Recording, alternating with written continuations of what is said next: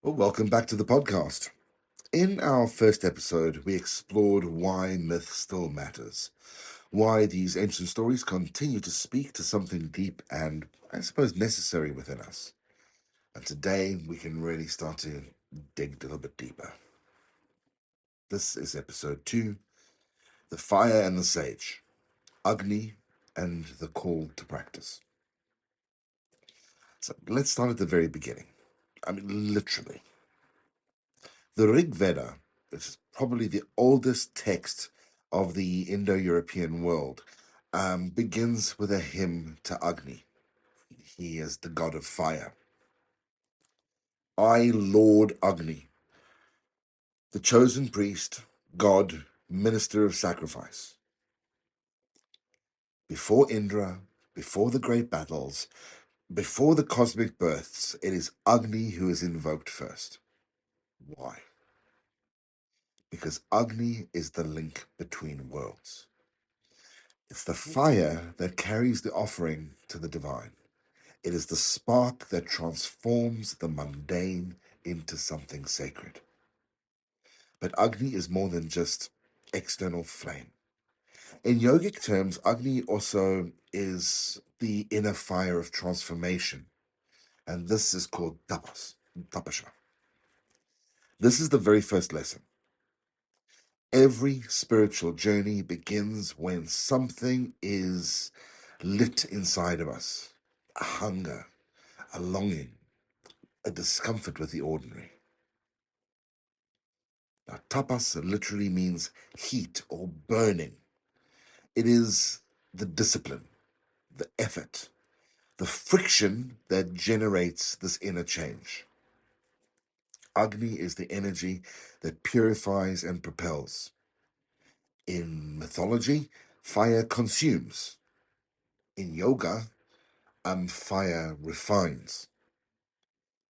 To walk a spiritual path is not to avoid the fire, but it's to enter it willingly, to allow it to burn away what we no longer need, whether it be doubt or ego or inertia.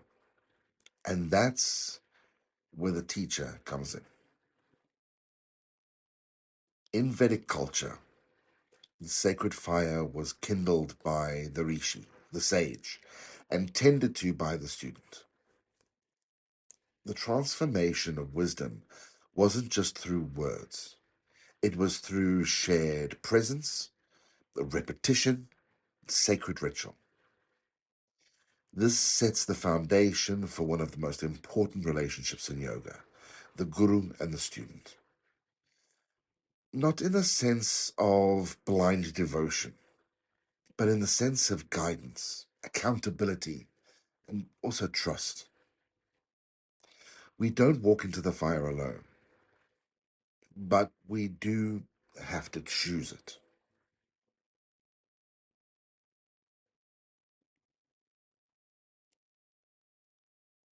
There is another great figure that will enter our story, and that is Shiva.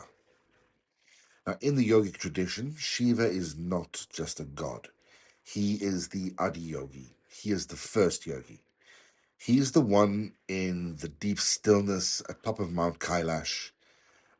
He's the one who became the fire of knowledge itself.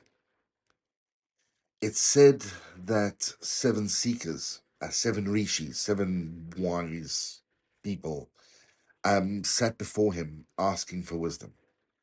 For days and days he said nothing, but they stayed and they waited.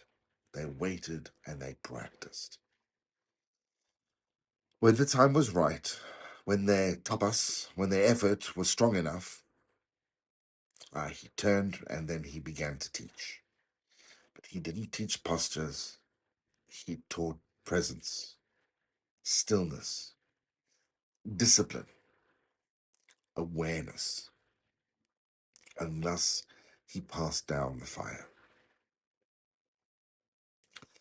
So, in all of this, my dear listeners, where are we? Are we tending to our own inner flame? Are we in the spark of awakening? Are we in the struggle of burning? Or in the stillness of the fallows? See, so many myths tell us that that fire is already within us, and that all that's left is to honor it, to begin. So next time we'll travel a little bit further into the symbolic landscape, meeting rivers, goddesses, and deepen our questions of identity, perhaps even unveil some illusion. But for now, thank you for sitting by the fire. Thank you for listening. Until next time.